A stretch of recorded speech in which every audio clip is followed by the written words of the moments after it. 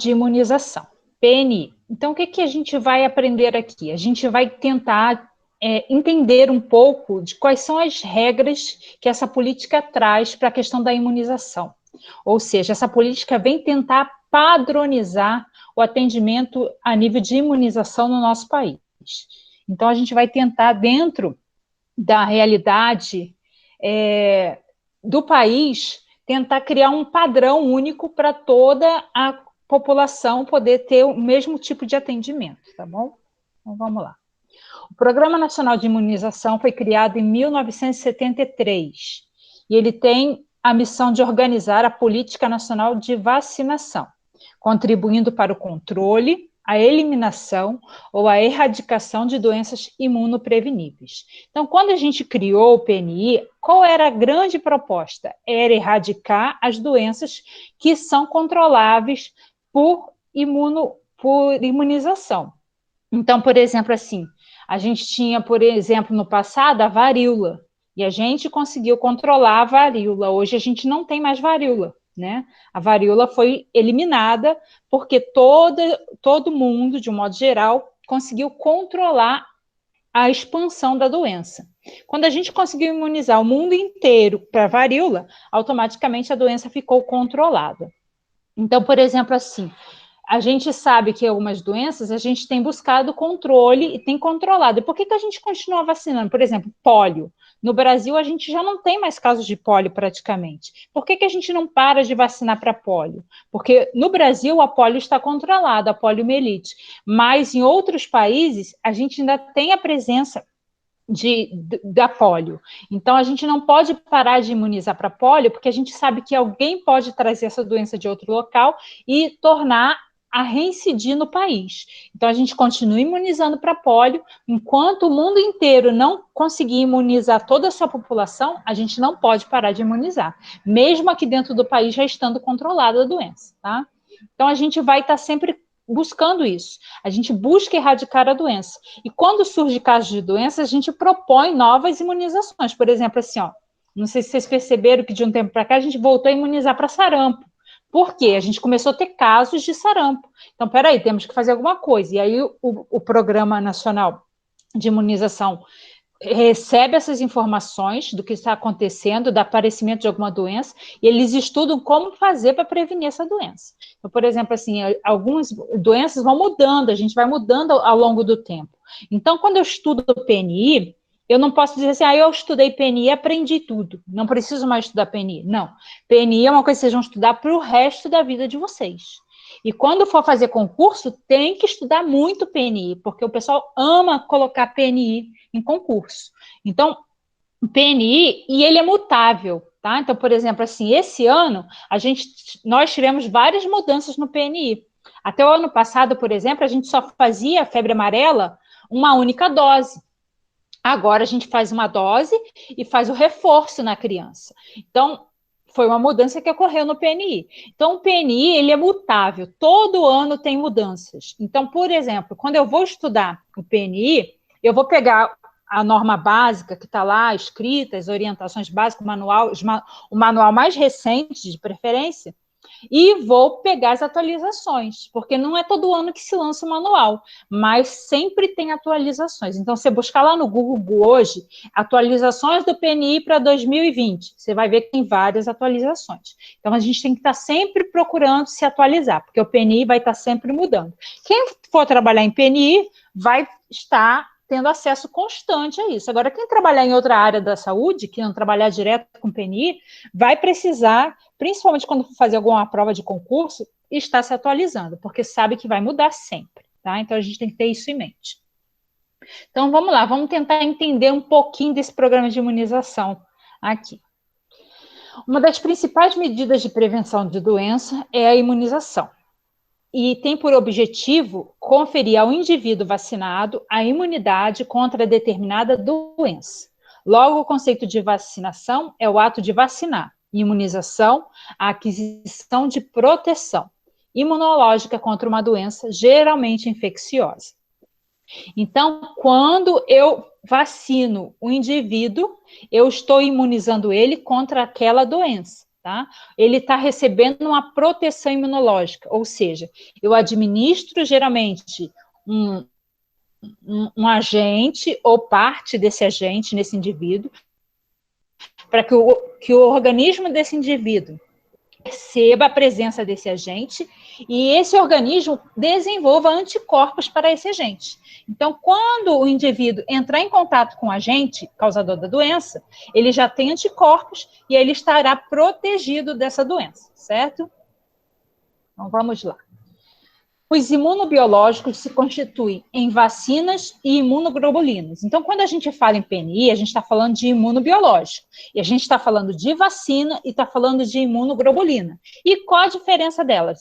Tá? Vamos ver qual a diferença das imunoglobulinas e dos soros. Então, vamos lá. Quando eu penso em vacina, são preparações contendo micro-organismos atenuados ou inativados em suas frações, possuidoras de propriedades antigênicas, que induz o sistema imunológico a produzir os anticorpos, que eu acabei de explicar agora há pouco. Já as imunoglobulinas, tá? Elas já contêm os anticorpos necessários para combater uma doença ou intoxicação, e pode se apresentar em fórmula homóloga, que é de origem humana, e heteróloga, que é de origem animal. Então, por exemplo, o que é isso, uma imunoglobulina? Eu já pego o anticorpo que um indivíduo desenvolveu, pode ser um homem mesmo. Por exemplo, assim, agora nós estamos tendo alguns estudos para a COVID, quando eles estão coletando o plasma das pessoas que já tiveram a doença e tentando administrar esse plasma. O que é isso? É uma tentativa de usar uma imunoglobulina, tá? Só para vocês terem uma ideia. E quando eu digo que a forma é heteróloga, ou seja, quando eu produzo o anticorpo no animal. Então, eu produzo o anticorpo no animal e aí pego esse anticorpo e administro no homem, tá? Aí a gente segue como heterólogo.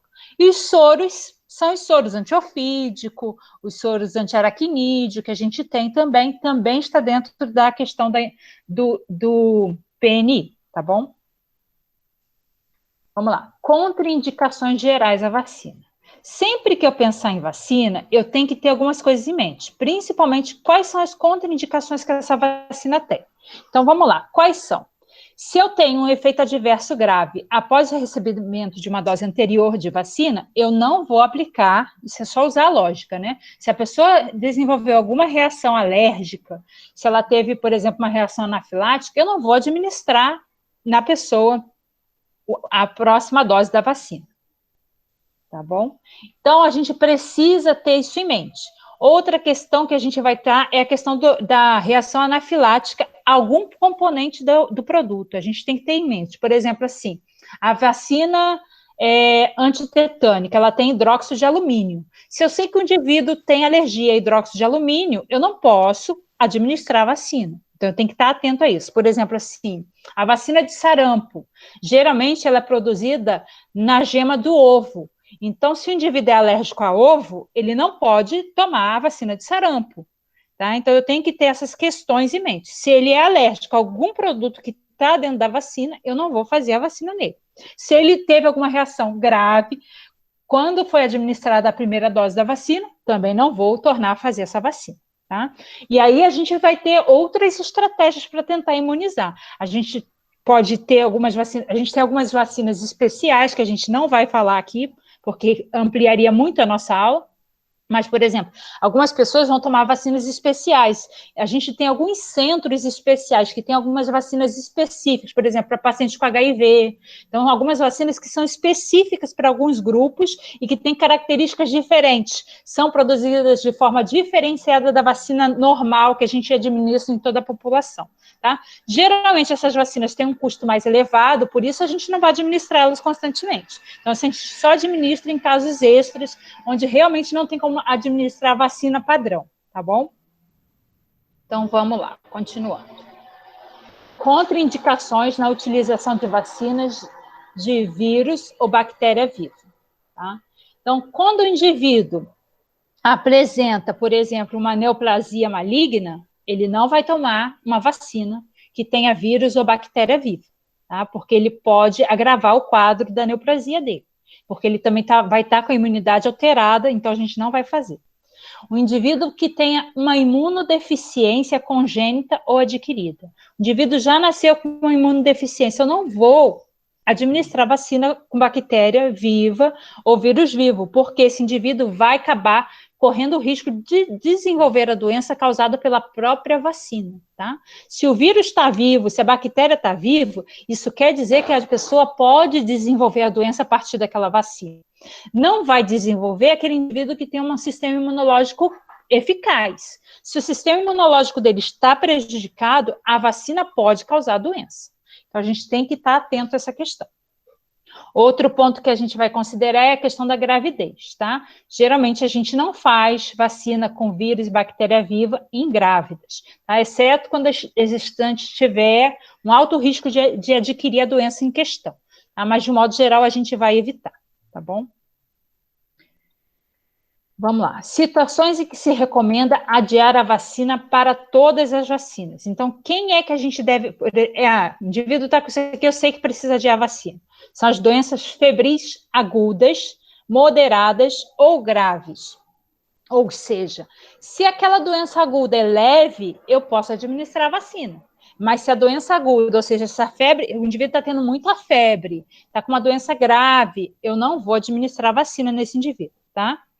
Principalmente, qual o objetivo de eu não administrar vacina? Eu não quero que os sintomas da própria doença sejam atribuídos ou confundidos com a vacina. Então, se, por exemplo, assim, se o indivíduo está com uma doença e ele acha que tomou a vacina e foi o sintoma que ele teve, ele associa a vacina, ele não vai querer fazer outra dose de vacina. Então, para evitar isso, a gente já não faz a vacina. Se ele está doente, uma doença mais grave, ou com febre constante, a gente não vai administrar a vacina nesse indivíduo, tá bom? Vamos lá. Situações em que se recomenda adiar a vacina para vacina virais, vivas, atenuadas, orais ou injetáveis. Vamos lá. Quando a pessoa está fazendo tratamento com corticóide em doses imunossupressoras, equivalente a 2 miligramas quilo dia para a criança, ou 20 miligramas quilo dia para o adulto, por mais de 2 semanas, eu devo adiar a vacina por 30 dias, tá? Até a suspensão do tratamento. Então, depois da suspensão do tratamento, o indivíduo vai contar 30 dias para depois voltar na unidade e ser vacinado. Então, por exemplo, assim, um indivíduo adulto que está tomando 20 miligramas de prednisona, tá? Por 3 meses, ele vai aguardar terminar o tratamento adequadamente do corticoide que ele está tomando, para depois ele poder voltar 30 dias depois para se imunizar. Por quê? A gente sabe que os corticoides, eles são o quê? Imunossupressores, ou seja, eles destroem a imunidade. Tanto é que geralmente a gente usa quando o indivíduo tem um processo inflamatório. O processo inflamatório é uma reação do nosso sistema imunológico, é uma defesa do organismo. Só que em algumas situações, essa inflamação causada pelo próprio organismo, que teoricamente é benéfica, acaba se tornando maléfica para o organismo. Ou seja, quando o processo inflamatório fica muito grande, ele traz prejuízos. Então, algumas vezes, nós somos obrigados a interferir nesse processo inflamatório, fazendo com que ele pare, que ele se amenize. E aí a gente acaba precisando dar medicamento que vai baixar a imunidade, ou seja, destrua a imunidade do indivíduo para que ele não faça processo inflamatório, em outras palavras. É basicamente isso que a gente faz.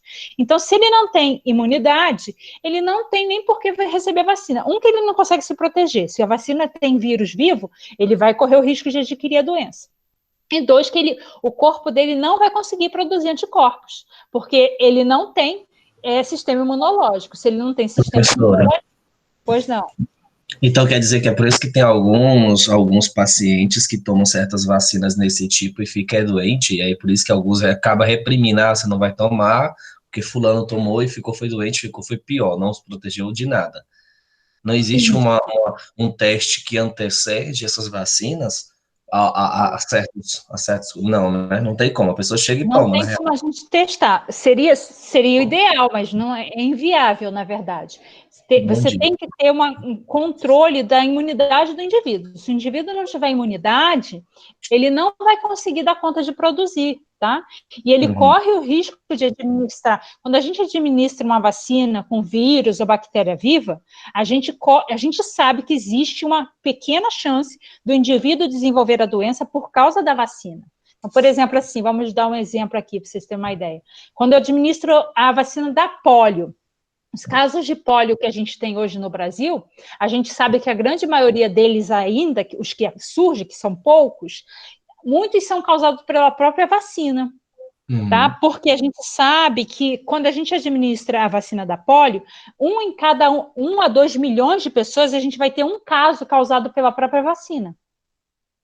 Então, em cada 1 milhão de doses, a gente surge um caso, por exemplo, de pólio causado pela própria vacina. Então, sempre que a gente administra alguma vacina que tem vírus ou bactéria viva, a gente está pondo em risco o indivíduo? Teoricamente, não, porque, assim, pelos estudos, a gente sabe que é muito raro, mas existe sim, não dá para dizer que não existe, que é 100% seguro. Sempre existe uma pequena parcela, muito pequena dentro da sociedade. Você vê, 1 para 1 milhão é uma coisa assim, quase que infundada. Então, na verdade, mas existe. Tá? Então, não dá para dizer que é 100% seguro. Sempre existe. Agora, é aquilo, o indivíduo normal, que tá com a saúde em dia, tranquilo, que não tem nenhuma baixa de imunidade, nem nada, não vai desenvolver a doença. Geralmente acontece naquele indivíduo que às vezes o indivíduo, por exemplo, tem uma baixa de imunidade, tem uma doença imunossupressora, que de repente não foi identificado, por exemplo. Ninguém percebeu ainda que ele tem essa doença imunossupressora. Aí ele toma uma vacina com vírus vivo, por exemplo, ele pode desenvolver a doença.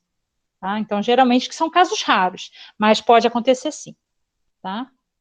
Então, a gente sempre vai tentar evitar. Então, o ideal, eu sei que vocês já passaram, principalmente as mães que acompanham os filhos na sala de vacina, sabe que nem sempre a equipe se dá conta de fazer todas essas perguntas, mas isso aqui deveria ser perguntado lá.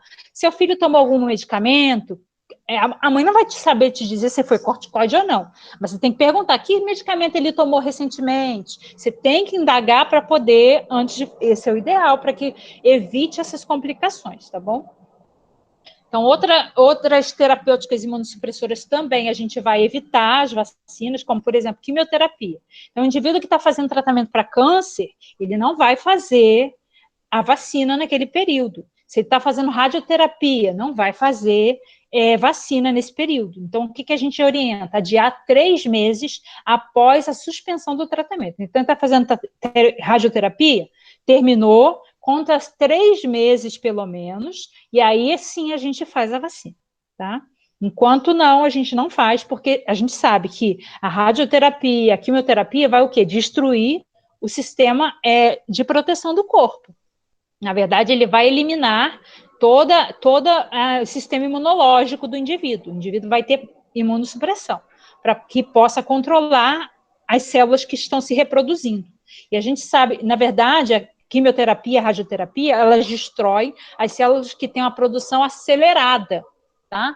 Então, tipo assim, ela não é específica para célula cancerígena, a grande maioria delas. Elas são específicas para células que têm reprodução acelerada. Por que o sangue do indivíduo que faz quimioterapia, ele tem tendência a fazer anemia? Porque as células do sangue se reproduzem rapidamente. Então, o quimioterápico age sobre essas células. Porque as células da pele, do cabelo, o cabelo começa a cair? Porque são células que se reproduzem muito rápido. Então, o quimioterápico e a radioterapia vão atuar em cima dessas células.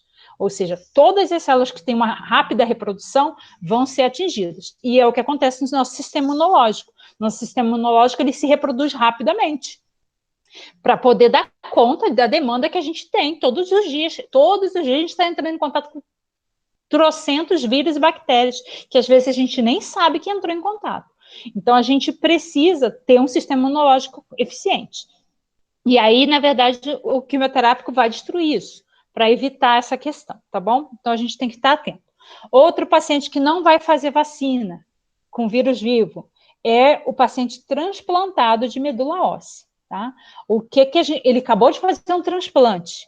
Tem duas coisas, além dele ter feito o transplante recente, ou seja, se o sistema imunológico não está funcionando, a gente sabe que o sistema imunológico é basicamente produzido na medula, tá? Ou seja, a medula dele ainda não está funcionando adequadamente, então não está produzindo sistema imunológico ainda confiável, vamos dizer assim. E a gente ainda tem uma outra questão. Geralmente, o indivíduo que faz um transplante, ele vai estar fazendo uma alta dosagem de corticoide, tá? Para evitar a rejeição. Então, a gente não vai fazer a vacina nesse indivíduo. Vamos lá. Situações em que se recomenda adiar a vacina para vacinas virais vivas injetáveis.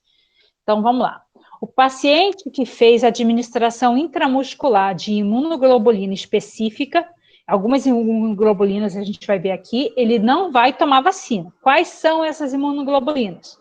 Vamos supor que o paciente entrou lá no hospital e tomou imunoglobulina antitetânica. Ele tinha lá uma suspeita de tétano, e a gente não sabia se ele tinha sido vacinado ou não, por exemplo, e aí a gente fez a imunoglobulina, que já é o anticorpo para o tétano, para tentar prevenir esse tétano dele. Tá. Ele fez, saiu do hospital, aí foi lá, agora eu quero tomar a vacina. Posso tomar? Não, ainda não. Ele vai ter que aguardar 3 meses, tá? Então, é isso que a gente vai recomendar. O paciente que fez a imunoglobulina anti-hepatite B, vai aguardar por 3 meses. Paciente que fez imunoglobulina antirrábica, ele vai aguardar por 4 meses. Paciente que fez imunoglobulina antivaricela zostes, vai aguardar por 5 meses, tá? Varicela zostes é o vírus causador, para quem não sabe, é o vírus causador da catapora, tá bom? Só que em alguns momentos da vida, ele se manifesta como herpes zoster, que a gente chama, a doença, tá? Então, por exemplo, geralmente a pessoa teve catapora na infância, e aí, quando ele tem uma baixa de imunidade, esse vírus da catapora, que nunca mais vai deixar o corpo dele, sempre vai estar com ele, pode se aproveitar e causar o que a gente chama de herpes zoster. Aí, nesse caso, a gente entra com uma imunoglobulina para tentar controlar a ação desse vírus, tá? Então, aí, nesse caso, E essa herpes zoster, ela dá exatamente aonde, professora? A herpes zoster, ela se localiza geralmente em alguns nervos específicos. Geralmente Ah, nas costas ela surge, ela é semelhante a uma catapora mesmo, só que ela é uhum, localizada. Geralmente a catapora é pelo corpo inteiro, tá? A herpes uhum, zoster, ela geralmente se localiza, por exemplo, ela pega algum feixe nervoso específico, e aí naquela região onde o feixe corre no seu corpo, geralmente aparece muito nas costas. Então aparece uhum, tipo uma faixa, como se fosse um cinto, cheio de bolinhas de varicela. Geralmente vira uma ferida e é muito dolorido, tá? O paciente uhum. sofre bastante. Então, a gente entra geralmente com uma imunoglobulina para tentar controlar essa reação daquele momento ali que está surgindo, tá? Quem Aquele nunca quadro. teve quem nunca teve, por exemplo, uma catapora, quem nunca pegou um sarampo, esse tipo de doença que especificamente acontece, ele, tipo assim, a pessoa tem tendência a pegar mesmo assim, vai pegar, né, tipo, passou da infância, passou a adolescência, passou a juventude, tá no adulto ainda assim, ele tem que pegar, ele faz parte, é necessário ele pegar essa doença? Veja bem, ele não necessariamente precisa pegar a doença, tá? Mas pode acontecer dele pegar fora da infância, sim, tá? Mas não é uma. É aquela questão: existe fatores. Existe a questão da imunidade do próprio indivíduo, o fator Uhum, da própria vacina que foi feita anteriormente. Se essa vacina. Porque a gente, muitas das vezes, o que a gente corre? A gente tenta, dentro dos princípios, a gente vai ver na próxima semana, que eu não vou falar ainda essa semana, de rede de frio, que é também ligada à vacina. E a gente tenta manter com a rede de frio uma qualidade na vacina. Mas, em ah, alguns momentos, a qualidade da vacina que é aplicada, a gente não pode garantir que é 100% confiável. Como assim? Ou seja, se essa vacina mudou a temperatura por 1 grau que seja, pode ser que eu tenha perdido a ação dessa vacina. Você vai tomar vacina e não vai ter ação alguma. Por exemplo, só para vocês terem uma ideia. Minha filha tomou todo o esquema de hepatite. Quando foi agora no início do ano, no ano passado, final do ano passado, eu levei ela para fazer alguns exames normais de rotina, e aí a médica dosou várias coisas, inclusive a questão dos anticorpos para a hepatite. E quando a gente fez a dosagem, a gente descobriu que ela não tinha nenhum anticorpo para a hepatite. E aí, peraí, se ela tomou todas as vacinas, como que não aparece nenhum anticorpo para hepatite? Ela teve que refazer uma dose extra da vacina para tentar ver se surge esse anticorpo. Mas, ou seja, provavelmente as vacinas que ela tomou, em algum momento se perdeu. Entendeu? Então, não dá para a gente confiar 100%. A Eu, gente tenta, particularmente, dentro do eu nunca melhor. tive sarampo. Eu nunca tive sarampo, eu nunca tive sarampo, eu nunca tive, por exemplo, cachumba. Algumas doenças que eu vejo que todo mundo tem. Tipo, olhando, exemplificando para mim, eu sou suscetível a ter esses problemas pelo fato de não ter tido, porque eu realmente nunca tive. Já perguntei mamãe, perguntei a todo mundo, porque eu realmente nunca vi. Geralmente sarampo, eles deixam aquelas marquinhas, né, devido aos caroçozinhos e tudo mais. E eu já fiz para a mamãe sempre disse para não, você não teve, porque eu não sei, mas você nunca teve especificamente essa doença. Aí por isso que agora, dentro do assunto, me veio a curiosidade de perguntar, eu sou sujeito a pegar isso mesmo agora, com 29 anos, ou qualquer coisa assim do tipo? Provavelmente você foi bem imunizado, tá? Por exemplo, sarampo, você deve ter sido bem imunizado. Ou seja, a vacina que você tomou quando criança fez o efeito adequado e aí você não manifestou. Ou então, de repente, você até entrou em contato com o vírus, só que você já estava, além de ter a sua autoimunidade, sua imunidade naquele momento estava bem e não permitiu que o vírus atuasse, entendeu? Pode acontecer isso. Então, eu posso ter entrado em contato com esse vírus e não desenvolver. Por exemplo, assim, eu lembro que na minha infância, a minha irmã teve sarampo, eu não tive. E aí, como explica? Eu estava em contato com ela dentro de casa, querendo ou não, criança sempre entra em contato uma com a outra. Por mais que o pai tente isolar, sempre vai ter algum contato. Mas eu não acabei não adquirindo. Provavelmente eu estava bem imunizada, eu estava com uma minha imunidade também estava boa, e aí não desenvolvi a doença. Agora, isso não quer dizer que eu não possa vir desenvolver, por exemplo, se eu não tive, veja bem, o sarampo pode ser que eu ainda tenha.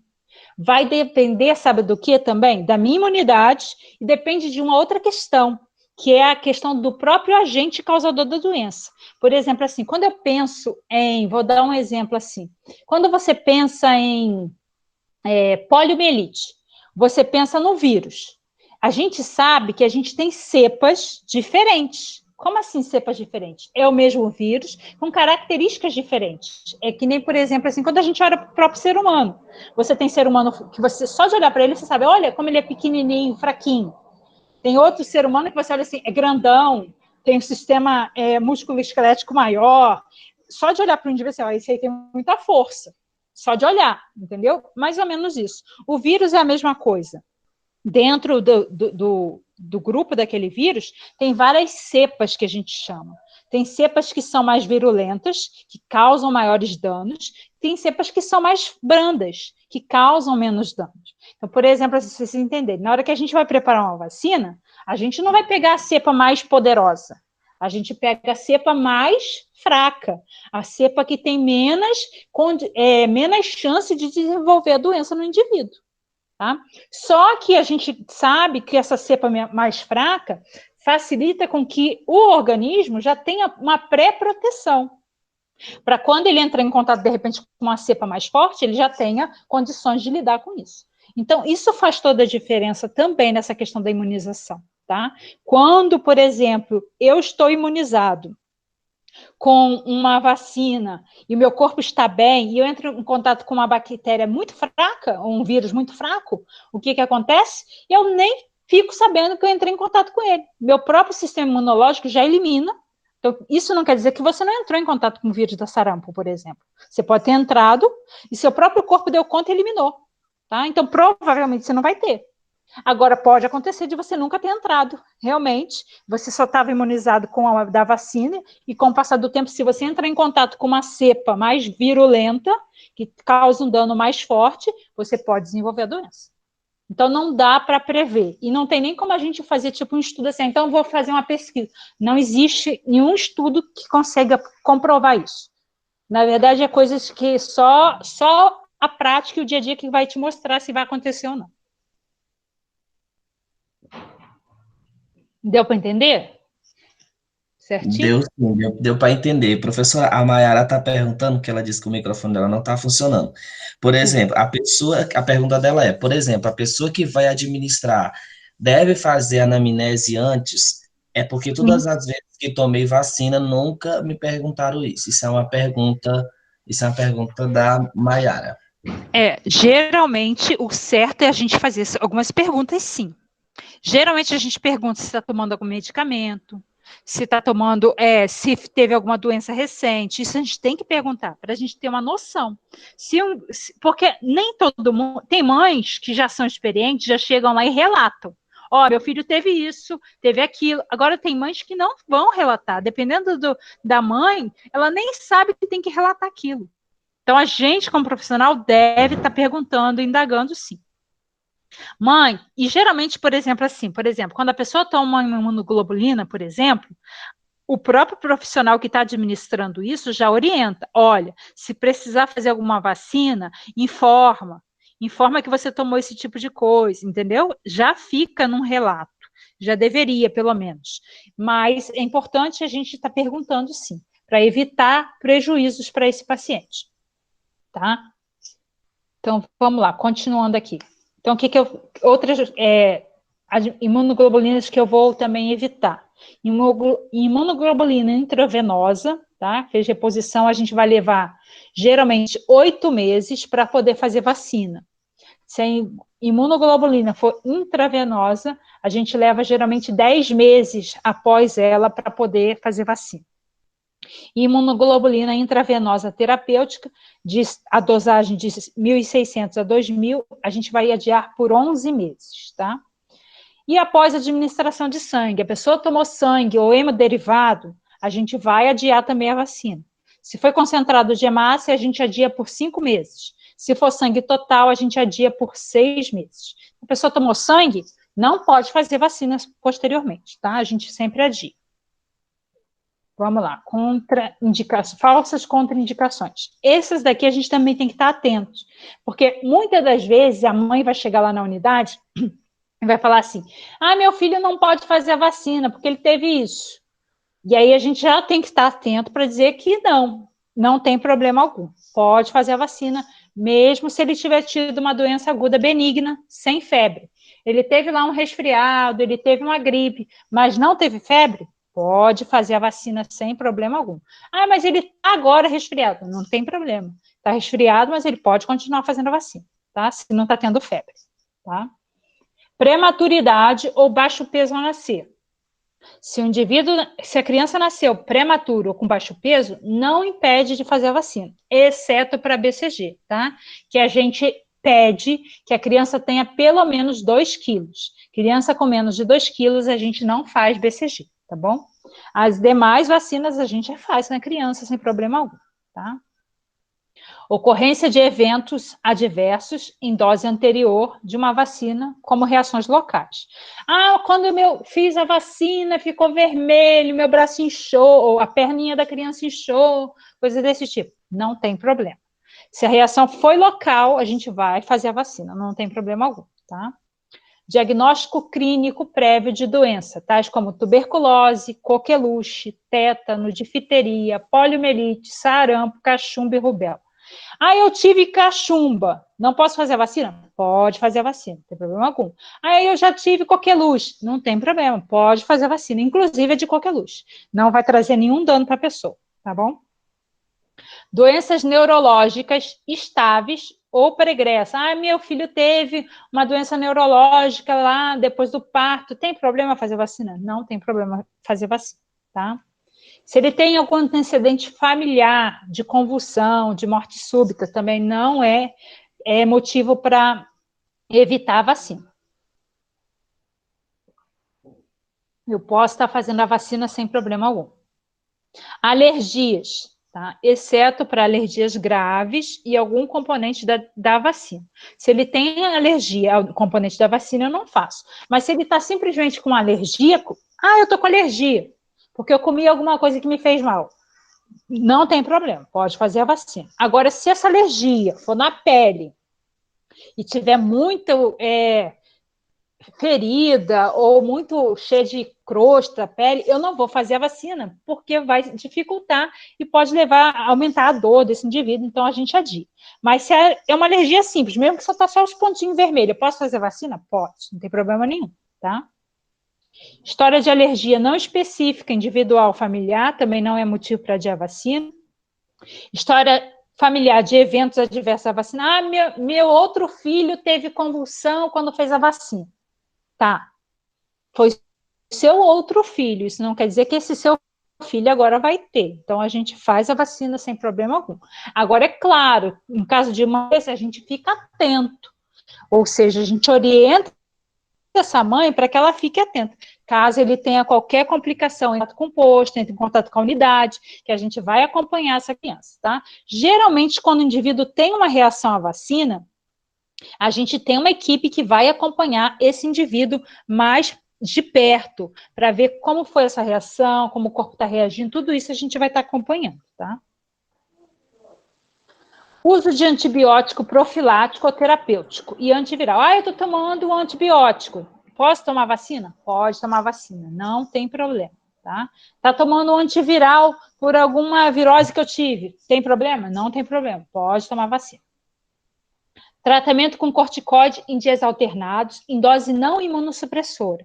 Então, vamos dizer que eu estou tomando um corticoide esporádico, dia sim, dia não, em uma dose bem pequena. Eu posso tomar por 5 miligramas. Posso tomar vacina? Pode, não tem problema nenhum, tá? Para um adulto, tá? Uma criança está tomando 1 miligrama, pode tomar vacina sem problema algum, tá bom? Porque a dose é pequena, não consegue imunossuprimir, tá bom?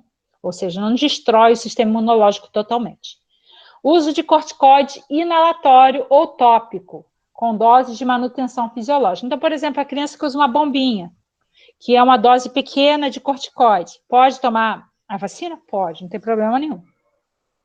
Quando o usuário é contato domiciliar de gestante, uma vez que os vacinados não transmitem os vírus vacinais de sarampo, cachumba e rubéola, não tem problema nenhum dele fazer a vacina. Tá? Então, por exemplo, eu moro com uma gestante. A gestante a gente sabe que não vai tomar vacina com vírus vivo. Eu posso tomar? Pode, não tem problema algum. Não vai transmitir o vírus assim, tá bom? Convalescença de doenças agudas, ou seja, se o paciente está se recuperando de uma doença aguda, ele pode tomar vacina? Pode, não tem problema. Se ele tivesse no pico da doença, não faríamos. Mas como ele já está se convalescendo, ele já está se recuperando, a gente faz a vacina sem problema algum. Usuário em profilaxia pós-exposição e na reexposição com a vacina da raiva inativada. Esse usuário que tomou a vacina da raiva, ele pode tomar a vacina também, tá? Sem problema algum. Internação hospitalar, exceto para a vacina VOP. Geralmente, o paciente que está internado, a gente não vai dar a vacina VOP, tá bom? Mas as outras a gente vai dar, tá bom? Mulheres, a VOP é a polio, tá? Só para quem não associou. VOP é a vacina para polio, só que é a vacina para polio oral. A gente vai ver mais na frente. Mulheres no período de amamentação. Podem tomar vacina? Podem tomar vacina, tá? Não tem problema. Geralmente, a única vacina que a gente vai considerar a necessidade de adiamento é a febre amarela, tá bom? Em alguns casos, a gente vai... É o único caso que a gente vai considerar. As demais, a gente faz sem problema algum. Então, vamos lá. Eu coloquei aqui um calendário nacional de imunização desse ano, tá? De 2020. Só para vocês terem uma ideia de como está o nosso calendário. Então, vamos dar uma olhadinha rápida. Aqui está muito pequenininho, eu vou passar para o próximo, mas só para vocês terem uma ideia. Essas são as vacinas que a gente tem hoje disponível na unidade básica de saúde para vacinar. Quais são elas? BCG, hepatite B, rotavírus, pentavalente, a DPT, ou DTP, a VIP e a VOP, a pneumocócica, a meningocócica C, a febre amarela, a tríplice viral, a tetraviral, a varicela monovalente, a hepatite A, o HPV, a dupla adulto e a DTPA, adulto, tá? Essas são as vacinas que a gente hoje tem no nosso calendário nacional de vacina. Ainda tem influenza que eles não colocaram aqui, tá? A influenza também, que é para o idoso. essas vacinas que eu tô vendo aqui do calendário nacional de vacina, por exemplo, a gente tem que tomar elas, né? Então, tipo assim, eu tô bem mal em relação a vacinas, porque eu não tomei nenhuma, gente do céu. Eu tô bem, então, tipo assim, não sei se é porque a gente tem essa mania ridícula de procurar quando tá doente, eu tô totalmente desatualizado das minhas vacinas, totalmente, professor. A gente vai ver agora mais detalhado, agora as vacinas, eu botei um quadrinho mais na frente para a gente, falando de cada vacina, os momentos de tomar ela. E a gente vai ver que o adulto também precisa tomar vacina. A gente tem mania de achar que vacina é uma coisa só de criança, né? A gente sabe que a criança, é claro, é a população que mais toma vacina. Vocês estão vendo aqui, até pelo calendário aqui, essa parte, tem a outra parte mais para frente, eu vou passar. Mas a gente sabe que o adulto também precisa tomar vacina, e a gente precisa estar atento a isso, tá? Para a gente evitar o risco de contaminação. Muitas vezes a gente pega uma doença porque a gente não se imunizou, e não é porque não tinha vacina, porque a gente não se deu conta e não acompanhou como deveria ter sido feita essa vacina, tá bom? Então vamos ficar atento. A gente vai ver, vocês vão ver já na frente, quem não fez vacina ainda agora, eu não recomendo nesse momento de pandemia, a gente sair correndo para tomar vacina. Não vejo a necessidade, até porque a grande maioria de vocês pode até não ter se imunizado nesse momento, mas vocês já tomaram a vacina lá na infância, provavelmente, né? A não ser aquele que veio lá do interior, mas a grande maioria de nós já tomamos as vacinas. Então, de repente, não é o melhor momento para você ir na unidade de saúde, onde você vai se expor, com certeza, ao coronavírus. Não tem como dizer que eu vou numa unidade de saúde e lá não vai ter coronavírus. Lá, com certeza, vai ter o coronavírus. É claro que eu vou me cuidar, tudo, mas o risco é maior. Então, não é, acho que talvez o melhor momento. A não ser, claro, em algumas situações, por exemplo, uma criança que precisa ser imunizada, que tem um momento certo de se imunizar, eu vou levar. Agora, o adulto, de repente, dá para aguardar, mas tem que avaliar, tá bom? Então, a gente vai ver mais para frente, aqui está a continuação do calendário, o calendário era grande, não dava para enxergar direito. Vou botar aqui o restante. Tem o do adolescente, do adulto e do idoso e da gestante, tá? Então, as doses que a gente faz, só para vocês terem uma ideia. Eu só coloquei esse calendário para a gente ter uma ideia. Depois, quem quiser dar uma olhadinha, dar uma estudadinha no calendário, só para ter uma noção. Agora, lembrando que está sempre mudando, tá? O calendário do ano passado não foi igual a esse, já mudou. Então, a gente tem que estar sempre se atualizando. Todo ano muda. Então, vamos lá. Aí, agora a gente vai começar a falar um pouquinho das vacinas, pessoal. Eu tentei fazer um quadrinho, resumo, depois eu mando no grupo de vocês, vou mandar esse PowerPoint, porque essa parte das vacinas aqui, lá no PowerPoint que eu deixei para vocês, não está assim. Eu, na verdade, tentei fazer um resumo. Eu gosto sempre, por exemplo, assim, de orientar os meus alunos quando a gente vai para estágio, na hora de ir para a sala de vacina, preparar tipo um caderninho, onde você tem já as informações básicas da vacina. Mais ou menos tipo isso aqui, ó, BCG. Tá, qual o volume da BCG? Qual é a via de administração? Qual é o local de aplicação? Qual a agulha que eu vou usar? Para que você não fique tão perdido, tá? Porque lá na sala de vacina, alguns lugares até tem algumas informações assim, outros não. Se você não tem, você já vai lá no seu caderninho, ó, olha, tá, certo que hoje em dia a gente tem internet, mas às vezes é mais prático olhar no caderninho que já está tudo ali, o que você quer. Na internet você tem que pesquisar ainda, e nem sempre você acha tão fácil. Então, bota num caderninho tipo desse de anotação de bolso, e já leva, facilita muito. Na hora de você precisar fazer alguma... Por exemplo, eu colocaria, por exemplo, assim, se eu tenho que fazer alguma orientação da vacina, estou dando um exemplo para vocês, já colocaria ali do lado que orientação é importante para essa vacina, tá? Então, é muito interessante ter esse material. Professora, a não sei se a senhora conseguiu ler, a Cristiane fez uma pergunta para a senhora. A tretavalente é a mesma pentavalente? Não, a tetra é uma vacina e a penta é hoje. É outra vacina. Na verdade, assim, a penta tem as mesmas componentes da tetra, só que tem uma doença a mais, tá? Por isso fica sendo penta. A gente vai ver aqui mais na frente. Eu estipulei as doenças aqui e a gente vai falando, tá bom? Então, vamos lá. A criança, quando nasce, qual a vacina que ela vai fazer? Primeira vacina que a criança faz é a BCG, tá? Agora, lembrando, a criança tem que ter acima de 2 quilos. Se ela nasceu com 1 quilo, por exemplo, um prematuro de 1 quilo, e a gente vai esperar ela ganhar 2 quilos para fazer essa vacina. Tá? Então, a gente pode administrar a BCG até 4 anos, 11 meses e 29 dias. Antes dela completar 5 anos, ela ainda pode fazer a vacina BCG. Tá? Então, a gente vai esperar e vai aguardar. Agora, é claro que essa criança que não foi imunizada, ela precisa se resguardar. Os pais precisam estar atentos à exposição dessa criança. Ela não é uma criança que está imunizada. Ela tem maior risco de adquirir uma doença. Tá? E qual é a doença que a BCG protege? A BCG protege contra tuberculose. Qualquer tuberculose? Não. É específica para as tuberculoses graves, ou seja, uma vez que eu tomei a BCG, eu vou evitar a tuberculose, que geralmente, quando é um quadro mais grave, atinge a meninge. Vai levar a um quadro de meningite por tuberculose. Tá? Então, a BCG protege contra a tuberculose. Tá? A gente sabe disso. Então, por exemplo, vocês terem uma ideia, faz, às vezes, BCG em outras situações, não no recém-nascido, em algumas situações, sim.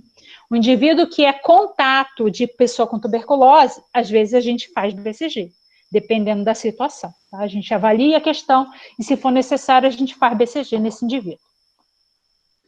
Então, vamos lá. Então, a BCG protege contra a tuberculose grave, principalmente a forma miliar meningea, tá? Ou seja, que atinge a meninge do indivíduo.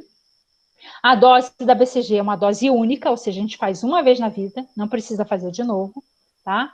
O volume, no passado a gente fazia, quando a pessoa não fazia aquela marquinha, né, a marquinha tradicional da BCG, às vezes a gente fazia de novo. Hoje em dia a gente não está fazendo, tá? O calendário, as informações do PNI mudou e a gente não faz mais. Boa, curiosidade sobre essa vacina. Tipo, por que que todo mundo tinha que ficar com a marquinha? Porque a gente realmente sempre fala, né? Em ter umas marquinhas mais bonitinhas, a minha, graças a Deus, já com a maioria do mundo. Mas se não tinha, a gente ficava reclamando, olha, não prestou essa vacina, porque não tinha a marca. Então, por quê? Quer dizer que hoje não tem mais a marquinha. Quando faz a marquinha, a gente sabe que a gente teve uma reação inflamatória boa no local, entendeu? A reação, veja bem, quando a gente aplica a vacina intradérmica, qualquer medicamento intradérmico, ele fica na pele. Tanto é que você vê formar a bolinha, fica tipo uma bolha na hora que a gente aplica a vacina. A pele incha e você consegue ver o líquido ali. Esse líquido ali, ele vai estimular uma reação alérgica no local, que é a reação inflamatória, que tem que ter na vacina, toda inflamação. Por exemplo, assim, você toma uma vacina para tétano, o braço incha, fica quente, fica vermelho. Por quê? Porque está acontecendo uma reação inflamatória. Isso é o que a gente espera. E o processo de reação inflamatória na pele, causado pela BCG, leva àquela produção da marca, a gente sabe disso. Então, no passado, a gente achava assim, se não fez um bom processo inflamatório, talvez não tenha imunizado, vamos fazer de novo. Agora a gente não está fazendo, tá? A orientação é que não tem necessidade de fazer de novo. Então, nesse caso, é por isso que tem gente que tem 2 marcas no braço, porque não teve Na a reação. verdade, as pessoas mais antigas, tá? Tem uma marca no braço que não é da BCG, que é como é que é o nome? Da varíola. No passado se fazia varíola e também fazia marquinha, tá? Então, a marquinha, tem pessoas que têm 2 marquinhas. Provavelmente, uma é da BCG e outra é da varíola, os mais antigos. Tá bom? Então, por exemplo, pessoas com mais de 50 anos, geralmente as 2. Oi? A Melissa disse que pessoas antigas foram ótimas, eu também concordo, professor. Pessoas mais antigas foram ótimas. As mais antigas, né, que estão mais tempo aí, elas tomaram varíola. Então, a varíola também fazia marquinha. Então, algumas pessoas têm 2 marquinhas mesmo. Principalmente aqueles com mais de 50, 60, você vai encontrar que fizeram a varíola também. Tá, a dose que a gente faz numa vacina intradérmica é no máximo 2, só falando de via, né? A via só suporta até 0,2 ml, geralmente. E aqui na vacina a gente faz 0,1 ml, é bem pouquinho. Então tem que ter uma seringa bem pequenininha. Sabe aquelas seringazinhas que a gente usa para como é que é o nome que a gente chama? Esqueci o nome. Insulina. Já viram seringa de insulina? Geralmente é uma seringa semelhante a essa que a gente usa para fazer a BCG, tá? A gente vai aplicar ela no deltoide, tá? Na inserção inferior do deltoide direito. Tá? Por que direito? Para padronizar. Posso fazer no esquerdo? Vai ter algum problema? Não vai ter. Mas é difícil para quando você tem que olhar, você já sabe. Onde você procura a marca da BCG? No lado direito. Todo mundo já sabe. Então, a gente padroniza para facilitar essa questão até da visualização do indivíduo, tá bom? E basicamente BCG eu acho que é só, acho que não tem mais nada a falar. Tem muito mais informação, depois vocês leiam. Eu coloquei, eu não lembro se eu coloquei lá como material, acho que se eu não coloquei, depois eu vou colocar. Vou colocar o manual mesmo do Ministério da Saúde lá, o mais recente, para vocês darem uma olhada. Tem muita informação. Você vai pegar o manual, tem 200, 300 páginas só falando de vacina. Então, é bastante conteúdo, mas dá para a gente ir aprendendo aos pouquinhos. Vamos lá, passei. Eu tenho a hepatite. A hepatite também é feita ao nascer. Então, geralmente, BCG e hepatite, a grande maioria das maternidades já fazem lá no momento da criança nascer. A criança nasceu, no primeiro dia ou no dia seguinte, eles já fazem a vacina. Geralmente, a criança já sai imunizada. Quando a unidade não possui equipamento para vacina, material, sala de vacina, local que armazena a vacina adequadamente, aí ela já encaminha você para a unidade de saúde. Então, você já sai lá da maternidade com encaminhamento para ir direto para a unidade de saúde, geralmente com orientação de que faça a vacina nos primeiros 7 dias, tá? Esse é o indicado. A hepatite B, a primeira dose, então, a gente vai fazer com a criança ao nascer, é 0,5 ml, ou seja, meio ml apenas, é bem pouquinho. É feita intramuscular, no músculo vasto lateral da coxa, tá? Então, eu vou fazer IM no vasto lateral da coxa. Direita, sempre a gente vai padronizar, que é do lado direito que a gente faz hepatite B, tá bom? A agulha que a gente costuma usar é a 20 por 5,5 ou 25 por 6, tá? Lembrando, a dose da hepatite B pode ser feita até 30 dias de vida, a primeira dose. Ah, não fez, passou, não vai tomar mais essa primeira dose, tá bom? Geralmente a gente não faz mais. Então, tem até 30 dias para tomar. Não tomou, não vai fazer mais essa dose de vacina. Vamos lá, agora continuando. Com 2 meses, que vacinas essa criança vai tomar? Ela vai vir no posto e vai tomar primeiro pneumocócica A10V, tá? Por que é bem específico pneumocócica A10V? Porque quando a gente fala em vacina pneumocócica, a gente tem um montão delas. Não tem só a 10V. O Ministério da Saúde fornece só a 10V. Se você for tomar num consultório particular, tem outras, tá? Então, pode ser que o médico, o pediatra, recomende fazer outras vacinas pneumocócicas, além da 10V. O Ministério da Saúde só oferta a 10V, ou seja, é a vacina específica para a doença que é mais comum e mais grave, tá bom? Ou seja, a pneumonia causada pela 10V, ela é mais grave, então a gente faz a vacina para ela, tá? A gente vai fazer a primeira dose, então com 2 meses, a dose, o volume é 0,5 ml, também é IM, e aí é no vasto lateral da coxa direita proximal, tá? Porque você vai ver que ela vai tomar no mesmo músculo 2 vacinas. Ela toma no direito aqui, ó, com a VIP e a pneumocócica, as duas é feita no vasto lateral da coxa direita, só que a pneumocócica é proximal, ou seja, mais para cima, e a distal é mais para baixo, mais próximo pro joelho, tá? Então vai. A dose que elas vão tomar é meio ml também, né? E a agulha que a gente costuma usar é 20 por 5,5 ou 25 por 6. Tá. A VIP que ela vai tomar aqui é para poliomielite, tá? A VIP é indicada, é VIP, não sei se vocês repararam, eu já falei em VIP e VOP. A VIP é intramuscular e a VOP é oral. Ambas servem para poliomielite, tá? tanto uma contra a outra, vai prevenir a poliomielite. Então, por que eu não faço só a VOP? No passado, a gente fazia só a VOP. Mas a gente sabe que a vacinação por via oral, muitas das vezes, ela só tem... ela ajuda sim, mas a ação dela, às vezes, é perdida. Se a criança tiver uma diarreia, se a criança tiver um vômito, a gente perde a vacina. Tá? A gente não imunizou essa criança. Então, para garantir, a gente opta agora por fazer a VIP. Tá? Por exemplo, assim, quando minha filha, 10 anos atrás, 15 anos atrás, minhas filhas foram imunizadas, a gente não tinha a VIP, a gente tinha só a VOP. A vacinação era via oral. Tá? Então, só que muitas das vezes a gente perdia. E para isso a gente tem que estar sempre fazendo campanha de vacina. Lembram que no passado a gente tinha sempre campanha de vacina na televisão? Hoje em dia ainda tem, mas é com menos frequência, porque a gente tinha que estar sempre reimunizando, porque a gente não tinha certeza se tinha imunizado ou não. Agora, com a VIP intramuscular, a gente tem certeza que a gente imunizou a criança. A gente tem certeza que ela está imunizada para polio. Então, a gente faz essa VIP. E aí eu tenho a pentavalente, que a gente usa hoje. A pentavalente, ela imuniza para todas essas doenças aqui, ó. Vamos lá. Tétano, difteria, coqueluche, hepatite B, meningite por haemófilos e influenza. Tá? Aí, quem perguntou qual a diferença da penta para tetra?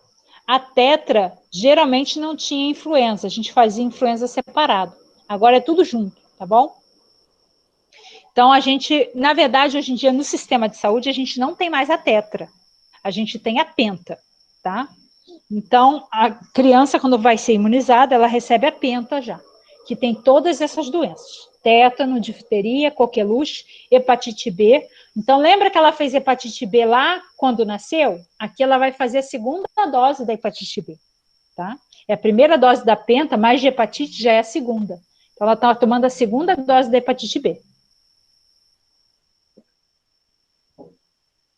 Então, a gente vai fazendo essa criança. Então, vamos lá. Continuando, ela vai tomar meio ml também da vacina, IM, no vasto lateral da coxa esquerda. Geralmente, a penta a gente faz na coxa esquerda, tá bom? Vamos lá. Rotavírus. A criança vai tomar o rotavírus.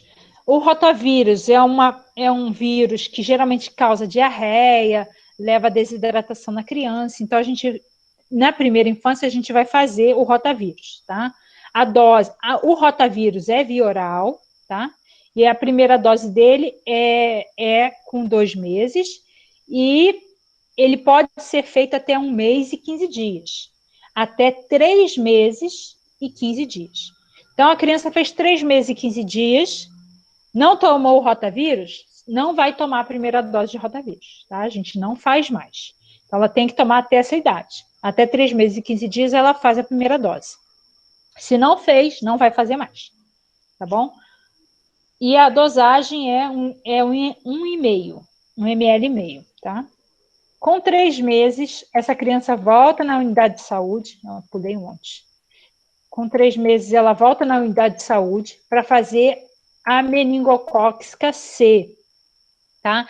Se vocês verem, a gente tem 3 doenças que previnem meningite, tá? A penta previne meningite por haemófilos.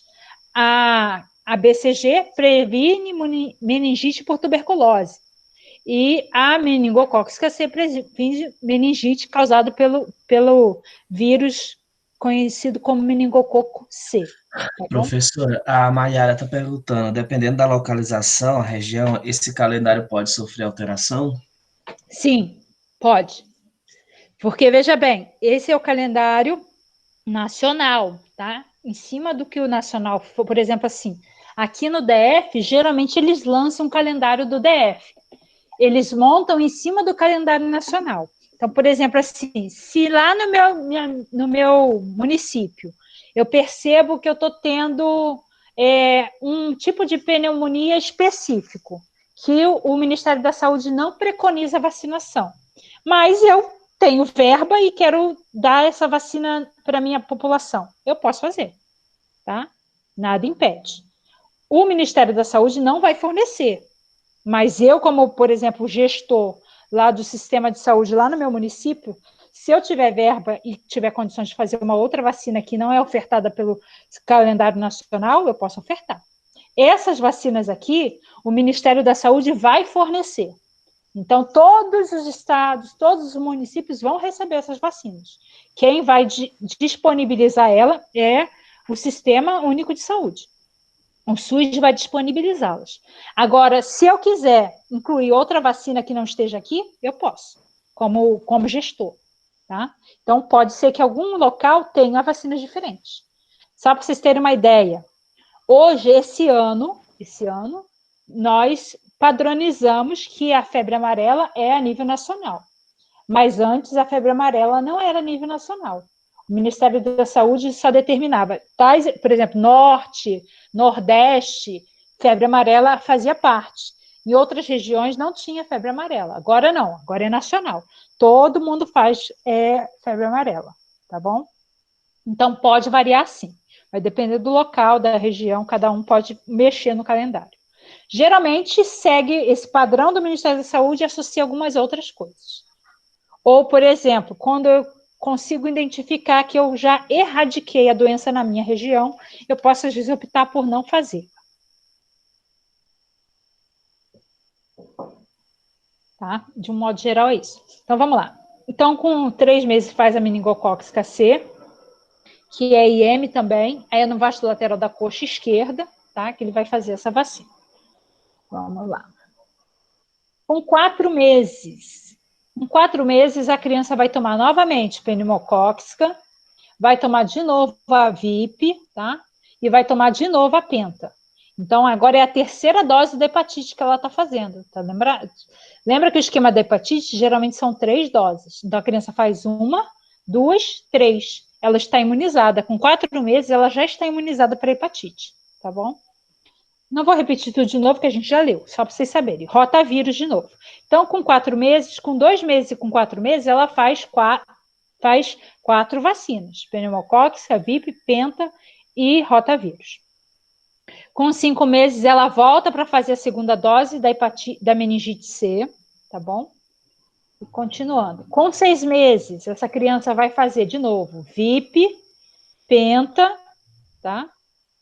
E vai fazer VIP, penta, tá? Ou seja, ela aqui já está fazendo um reforço da hepatite. Ela já fez todo o esquema da hepatite, 1, 2, 3 doses, e faz um reforço na hepatite. As demais, ela está fazendo a imunização ainda, tá? Dose 1, 2 e 3.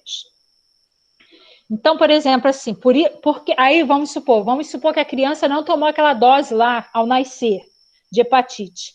Não tem problema, ela fica sem a dose. Por isso a gente só faz até 1 mês. Tá? Se ela não tomou, ela está fazendo a terceira dose agora aqui.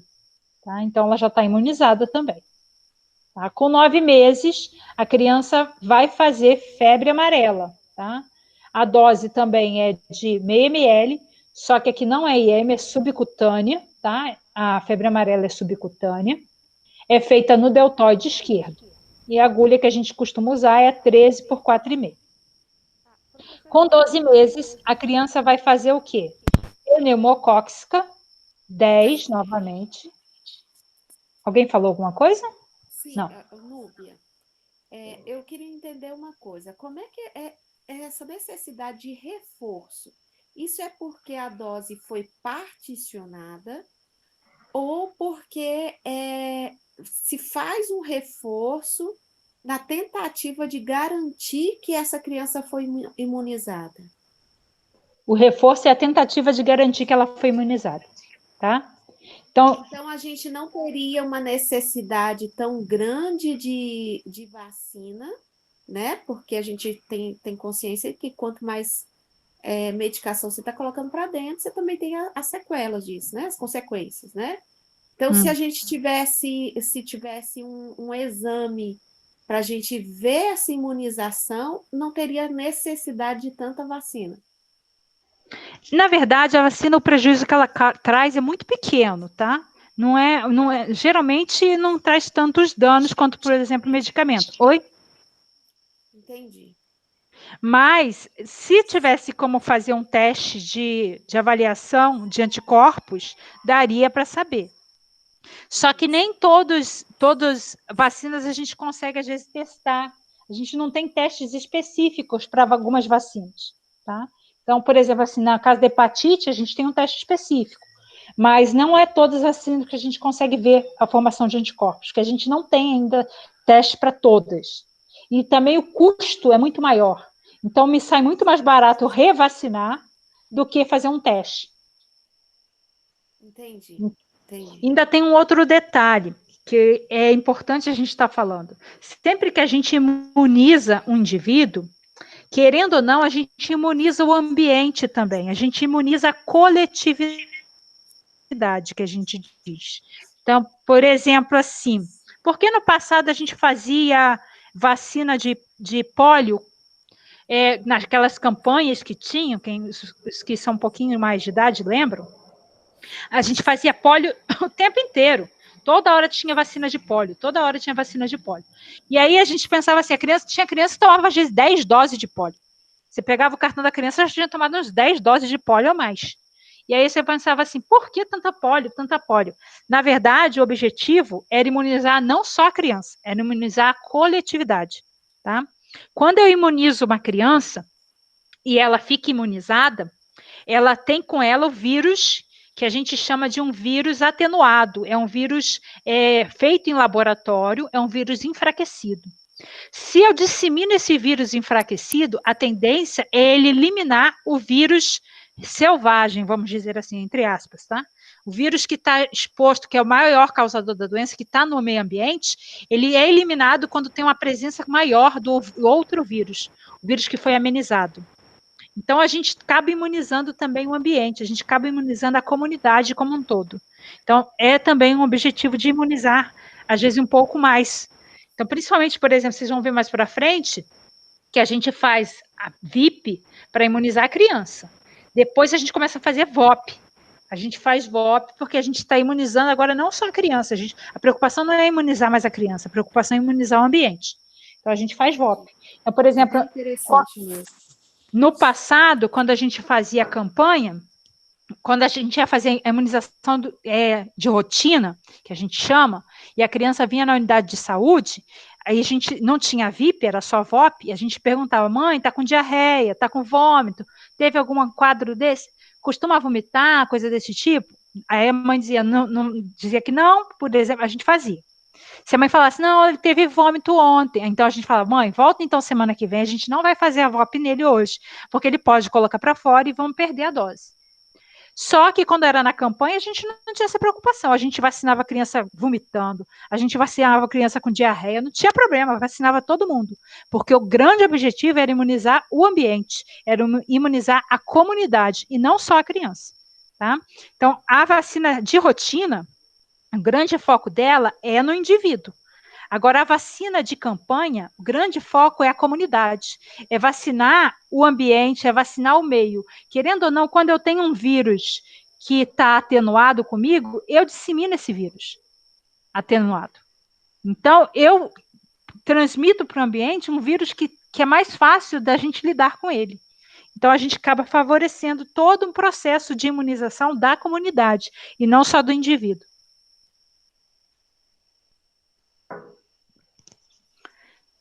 Deu para entender? Ficou claro isso para vocês? Ficou bem claro, deu para entender e é bem interessante, né? Eu acho bem interessante assim, a gente entender a real necessidade de tanta vacinação, né?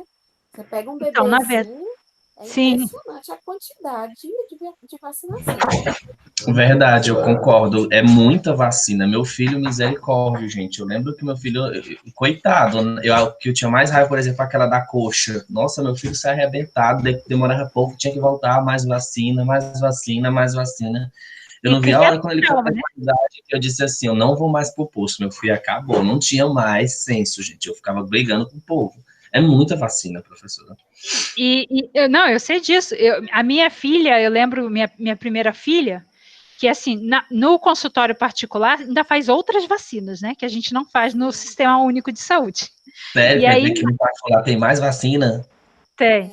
E aí eu lembro que a minha filha tomava vacina com o próprio médico dela, no próprio consultório. Eu lembro que com 6 meses de idade, a gente entrava no consultório, ela gritava, eu entrava em desespero, porque eu já associava que ela ia tomar vacina, entendeu? E é tipo assim, era complicado.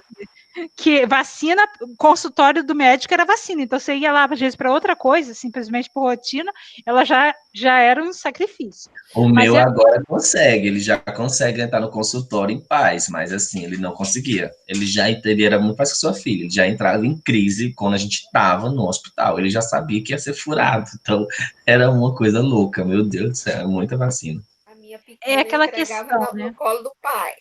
Vai lá, pai. Mas é complicado mesmo. E tem uma outra questão. A grande maioria dos profissionais que trabalham em sala de vacina não tem essa sensibilidade, né? São muito, vamos dizer assim, são muito mecânicos na hora de fazer uma vacina. Esquece dessa afetividade, de desenvolver um vínculo com a criança. Mesmo que seja aquele vínculo rápido, é importante, faz diferença. No outro dia, eu não sei quem me enviou um vídeo de um médico aplicando a vacina na criança. E ele ficava brincando primeiro com a criança, assim, sabe? Ponto aqui, ponto ali, ponto aqui, ponto ali. Já viu? A mais linda do... E aí, depois que ele faz a vacina, a criança nem chora. Entendeu? É uma coisa, tipo assim, ele gastou 5 minutos, digamos, a mais para fazer a vacina dele. Só que não causou nenhum drama para aquela criança. A criança não criou nenhum trauma.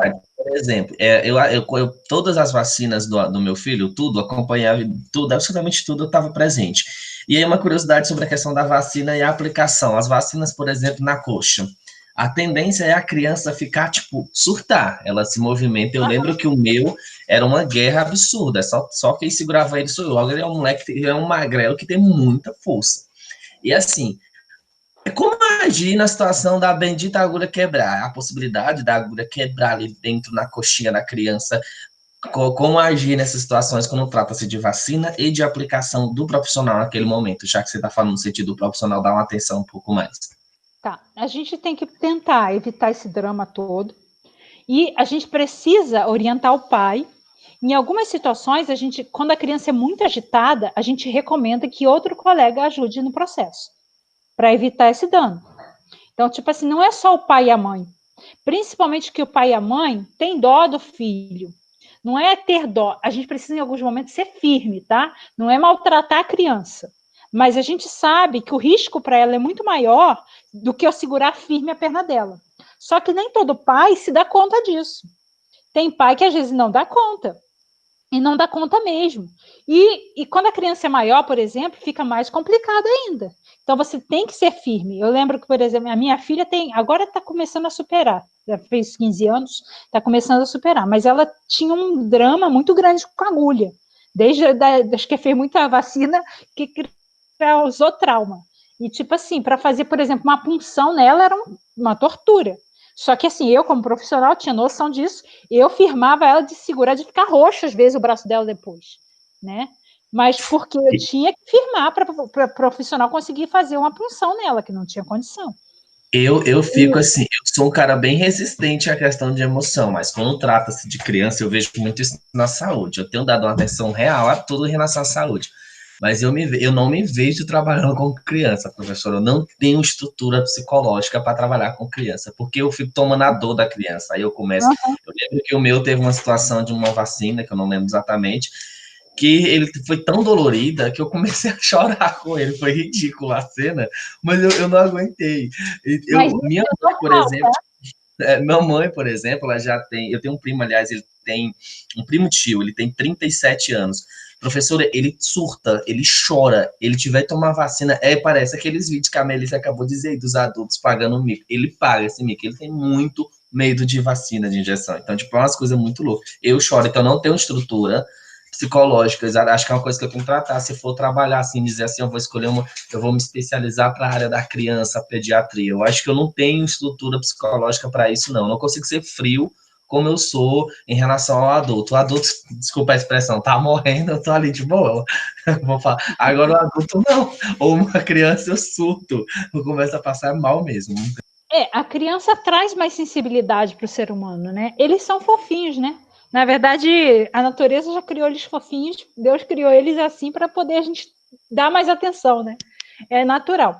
Mas o que a gente precisa ter em mente é o seguinte: a gente está ali fazendo um procedimento que, às vezes, é um procedimento invasivo, é um procedimento que não é agradável, Mas a gente precisa, sabe que é pro bem dela, né? E aí, algumas vezes a gente precisa intervir, tipo assim, ó, pai e mãe, orientar o pai e a mãe, dizer, ó, o seu filho corre o risco tal e tal e tal, então você precisa afirmar. Se você não quiser, não se sentir à vontade, eu posso chamar uma colega para ajudar a segurar ele? E chama um colega mesmo, o colega vai, senta no colo da mãe para manter aquela segurança, mas quem vai firmar o braço, a perna, vai ser o colega. Porque aí a gente tem certeza que a gente consegue imunizar, porque aí a gente tem técnica, né? Você vai segurar firme. Algumas vezes, no caso, por exemplo, da minha, quando eu segurava, eu tinha que segurar, eu sentava, ela sentava no meu colo, eu botava minhas pernas por cima das pernas dela para segurar a perna dela, entendeu? E o meu braço segurava o braço dela para firmar mesmo, literalmente. Então a gente A Melissa está precisa. perguntando, então nesse caso é trauma. A Melissa está perguntando, isso é um trauma de criança, então que o adulto fica louco desse jeito, com medo de injeções e Sim, vacinas. provavelmente. É um trauma e é um despreparo, porque muitas das vezes os pais, às vezes, sem querer, causam traumas também. Quer ver? Tem pais que usam a vacina como castigo. Ó, se você não fizer não sei o que, eu vou te dar uma vacina, vou te dar uma injeção. Ó, se você não tomar esse remédio, você vai tomar injeção.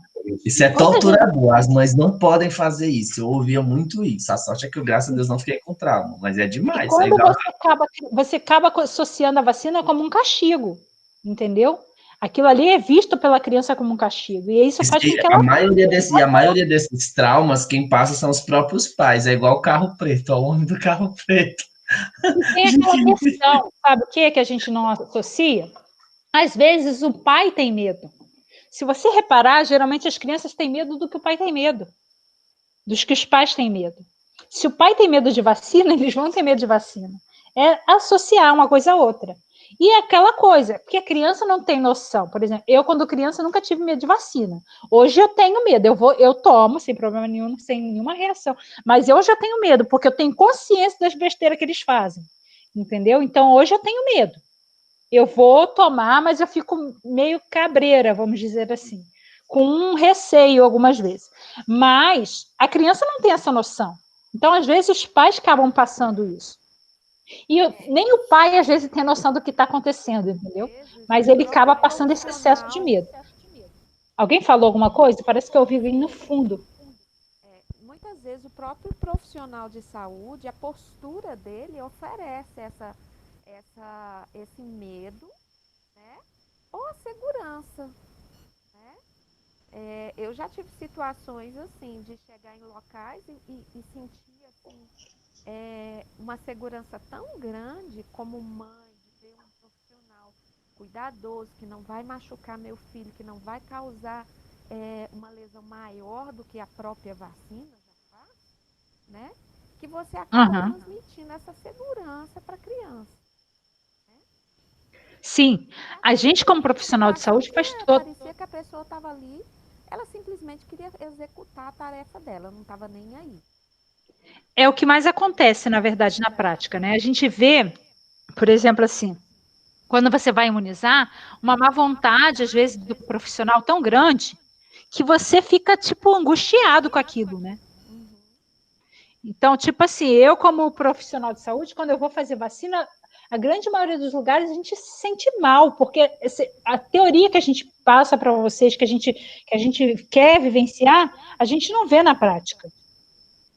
Professora, dentro do assunto de proteção, me veio uma curiosidade de um costume. Quando a gente fala desse tipo de vacina que evita, que trata problemas em relação a tétano, por exemplo, as pessoas antigamente, falando como você disse, pessoas mais antigas, têm o hábito comum de cortou-se, por exemplo, perfurou o pé com um prego, cortou-se num frango enferrujado, numa faca, e as primeiras atitudes que tem de tomar, por exemplo, é pegar, administrar sal em cima disso, porque ou alguns colocam esse tipo, fazem algumas atitudes. Eu já vi pessoas dizer, por exemplo, de pé na lama, com certos cortes disso, já vi pessoas fazer isso. Esse tipo de atitude, professora, que antigamente, quando não tinha esse tratamento, a saúde mais ampla, e tratava indiretamente o sal, por exemplo, eu vou usar de mim. Eu, quando eu me corto, Se eu machuco o meu dedo, geralmente a tendência quando você não coloca nada é ficar no outro dia doído, você não consegue nem triscar na ponta do dedo. O que é que eu faço? Eu vi isso do costume familiar da minha mamãe mineira. Eu taco sal. Então eu jogo sal e no outro dia tá o meu dedo maravilhoso, eu não sinto uma dor e ele cicatriza mais rápido, eu boto bastante. Então vamos lá, vamos rapidinho aqui, só para a gente não perder muito tempo, já estamos na nossa hora. O conhecimento empírico, tá, que é o conhecimento passado de pai para filho, de mãe para filho, que no passado era muito comum, muitas das vezes tem base científica, tá? Então, por exemplo, assim, ó, quando o indivíduo cortou lá o pé, o pessoal mandava botar lá no barro, a gente sabe que a argila, ela tem um poder de absorção. E a gente pode, algumas vezes a gente usa até para tratamento de ferida. Claro que não é argila lá do barro, assim. A gente vai pegar uma argila purificada, trabalhada, isso para usar hoje no serviço, né? Mas a argila tem um poder de absorver pus, bactéria, ela puxa, é como se ela atraísse a bactéria para ela, tá? As bactérias, as coisas são atraídos para a argila, então ela sobe para cima da superfície do ferimento. Então, colocar no barro funciona? Na verdade, se o barro não estiver contaminado, funciona. Se o barro estiver contaminado, aí corre o risco dela se contaminar, porque ela já está com a ferida, tá? Então, tem questões aí a considerar. Mas, algumas vezes dá certo. Se o barro estiver limpo, realmente for limpo, vai dar certo.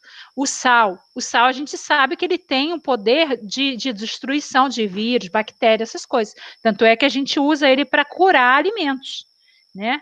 Por que a gente curava alimentos no passado? Era com sal, porque eliminava bactéria, eliminava vírus, o que tivesse ali naquela carne, por exemplo, era eliminado. Então, quando você bota assim acabou de ferir, você lavar com água e sabão, qual é o objetivo? Eliminar as bactérias, os vírus que estão ali. Quando você bota o sal, automaticamente também vai fazer a mesma coisa. As bactérias que estão ali, naquele local, eles vão ser eliminados. Elas vão desidratar, o sal vai acabar com elas. Entendeu? Então, vai funcionar assim. Então, são conhecimentos que têm um fundamento, vamos dizer assim. Só que, assim, existe cuidados esses a se tomar. Eu não posso, por exemplo, sair dizer, vai botando o pé em qualquer argila da vida. Tem uma argila específica, tem que estar limpa, tem que estar, entendeu? Tem todos esses detalhes a considerar. Mas não quer dizer que não funcione, tá? Então, tem coisas que realmente funcionam, que o pessoal passava. Vamos lá, voltando, senão não termina aqui, que já deu a nossa hora, já é 10h30. Vamos só terminar aqui. Então, das crianças, a gente vai fazer essa vacina. Com 12 meses, o que a gente faz de diferente? A gente faz a tríplice viral, tá? Que é a vacina para sarampo, cachumba e rubéola, que também vai ser feita no deltoide, tá? E aí a gente vai fazer essa vacina nessa criança. Vamos lá. Com 15 meses, a gente vai fazer a VOP. Lembra que agora a gente não quer imunizar somente a criança, agora é só um reforço. A gente está imunizando além da criança, a gente imuniza também o meio. Então, eu vou fazer a VOP, que é a polio vioral. Eu vou fazer a DPT, que é o tétano, difteria e coqueluche, que antes era feita lá na penta. Então, agora aqui eu faço reforço. Aqui é só o reforço do tétano, difteria e coqueluche com 15 meses. Faço a tetra viral, que é sarampo, cachumba, rubéola e varicela, tá? Então, a tetra, a tríplice viral, ela não tem varicela. A tetra, a gente acrescenta a varicela, tá bom? Também é feito no deltoide. Depois eu faço também ainda com 15 meses. 15 meses é o mês que ela toma mais vacina, tá? Só que uma delas é oral, né? É a polio. São 4 vacinas injetáveis e uma oral. Mas são 5 vacinas. Depois, com 15 meses, toma hepatite A e a varicela monovalente, tá? Também vai fazer aqui de novo varicela. Essas são as vacinas que vai fazer com 15 meses. Aí depois, com 4 anos, a gente tem, novamente, VOP, que é o segundo reforço, aqui ficou R1, tá errado, que é o segundo reforço, são 2 gotas. A gente tem a DPT, que é o tétano, difteria e coqueluche de novo. A varicela monovalente, novamente, a segunda dose. E aí a gente tem uma novidade no calendário desse ano, que é a febre amarela de novo. Alguém falou, eu não ouvi. Eu não estou vendo seus slides. Não está vendo? Não. Mais alguém não está conseguindo ver?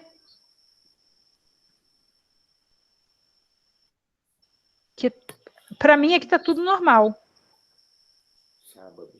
Você estava vendo antes? Sim, estava vendo. Vê se agora... Vou voltar. Você está vendo agora?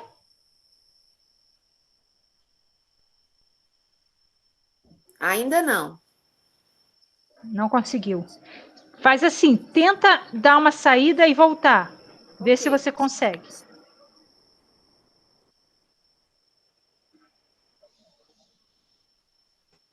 Aqui tá tudo ok.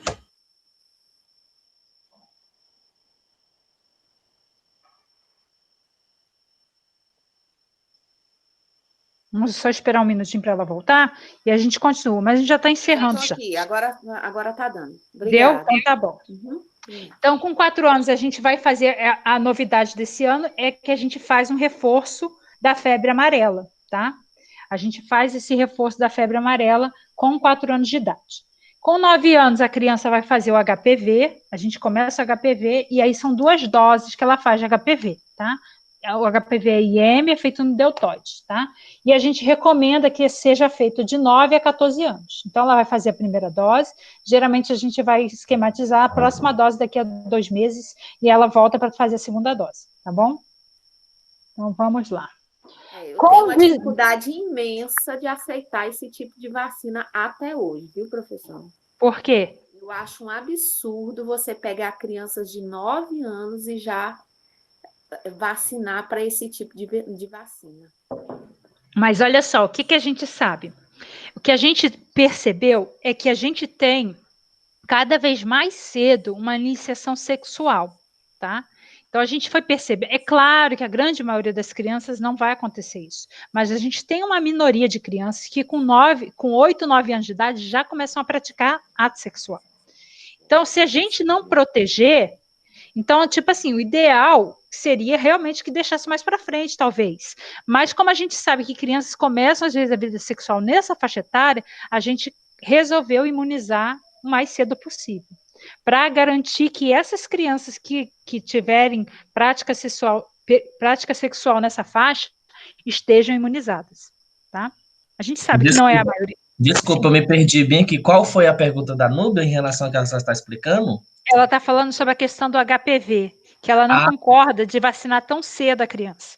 tá. Agora também. Ah, entendi agora. Entendi a explicação. Só não tinha entendido a pergunta. Agora entendi. É por isso mesmo, né? Então, devido às Então, crianças iniciar a vida sexual muito cedo, né? sim, por isso a gente acabou optando por fazer a vacinação mais cedo, tá? E aí a gente sabe que pelo menos aquelas que tiverem esse início de relação sexual já estarão protegidas, tá? Professora, a Maiara quer estar perguntando, professora, o que eu não entendo é o seguinte: essas vacinas duram pouco no sistema imune? Por isso que tem que reforçar sempre? É a pergunta dela. Tá. Veja bem, depois que a gente faz todas as vacinas, o indivíduo está imunizado. O reforço, na verdade, a gente faz para garantir que esse indivíduo está imunizado, tá?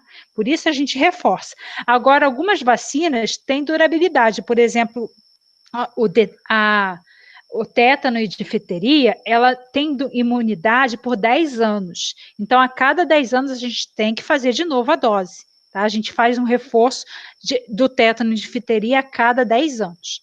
Mas as demais vacinas, a gente faz os reforços, tá? Geralmente para garantir que foi feita uma boa imunidade. Só para isso. Tá? Então, continuando, senão a gente não termina. De 11 a 12 anos, a gente vai fazer a meningocócica C. Isso começou, acho que tem uns 2 anos, a gente está fazendo meningocócica C de 11 a 12 anos, tem uns 2 ou 3 anos, mais ou menos isso. Tá? Antes a gente não fazia. Por quê? Porque a gente começou a perceber que nessa faixa etária estava surgindo muitos casos de meningite. Então, a gente começou a fazer esse reforço. Febre amarela, de 10 a 19 anos, e aí é dose única, tá? E aí tem um outro detalhe. A gente vai ver que sempre que a gente faz vacina para adulto, adolescente, a gente tem que considerar o calendário de criança. Se ele não foi vacinado para a febre amarela quando criança, eu faço agora. Se ele foi vacinado, eu não preciso fazer. Tá? Então, eu sempre vou considerar o cartão lá da criança. Agora, se ele não lembra que se fez, coisas desse tipo, aí pode ser que eu opte por fazer. Tá? Quando não lembra, quando não tem nenhum registro. tá bom? A tendência é, futuramente, a gente ter registro de todo mundo, porque hoje em dia a gente está fazendo registro a nível de sistema, mas no passado isso tudo era feito manualmente, então muitas pessoas não têm registro. Então, às vezes, a gente acaba fazendo mais vacinas hoje ainda. Tá, com 10 a 19 anos a gente também faz a tríplice viral, caso não tenha feito quando criança, tá? A gente vai fazer HPV de 10 a 19 anos, tá? Mas também considerando a dosagem anterior. Se tomou lá com 10 anos, com 9 anos, não precisa tomar aqui, novamente, tá bom? E a gente faz a DT, que é o tétano e difteria, e a gente faz a DTPA, que é tétano, difteria e coqueluche, mas nesse caso só para gestante. Então, é adolescente menina que esteja gestante, a gente vai fazer, que é de 10 a 19 anos, tá bom? Vamos lá. Para o adulto, a gente vai fazer qual vacina? Febre amarela, hepatite, tríplice viral, a tétano e difteria, que é a DT, e a DTPA, tá? E aí, só uma outra observação. Sempre lembrando, se não fez, a gente reforça, tá bom? E a questão da DTPA, a gente recomenda não só para a gestante, a gente recomenda aqui também para o profissional de saúde que trabalhe com puerpério imediato. A vacina DTPA, ela é feita na gestante não para proteger a gestante, mas ela é feita na gestante para proteger o recém-nascido, tá? O nosso grande objetivo é proteger o recém-nascido. Por isso, o profissional que trabalha com esse recém-nascido também deve ser imunizado, tá bom? Então, a gente vai fazer a DTPA.